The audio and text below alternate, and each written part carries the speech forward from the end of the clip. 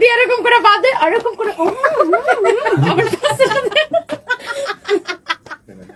ওই 2 দিন পরে পরে একটা মেশিন একটা লাগায় কি যেন একটা এরকম বেলুনের মতো ফুললে থাকে, ওজন কমতেছে।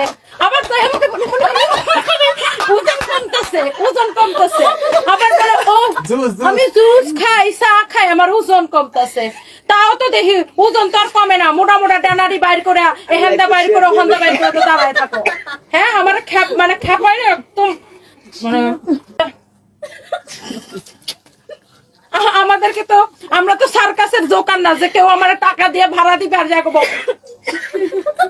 এটা সুন্দর, ও মাই গড, এখানে আসে ভাইয়া।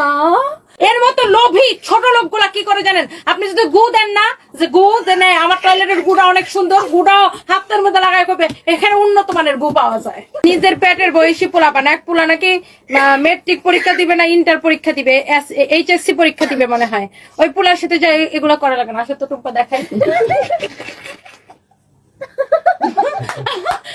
আগে যেরকম যাত্রা পালার মধ্যে ভাড়া করে আনা বলতো এই নাচো নাচো নাচো, এরকম আমরা করে ভাড়া করে আনা বলে এই কাপড় দেখা, এই জুতা দেখা, এই পায়খানা দেখা। কেউ যদি বলে আমি ফেক রেস্টুরেন্টের মালিক, তাকে বলেন এটা নিয়ে পোস্ট দিতে। সে রেস্টুরেন্টে ফোন দিলেই হয়ে গেল, খালি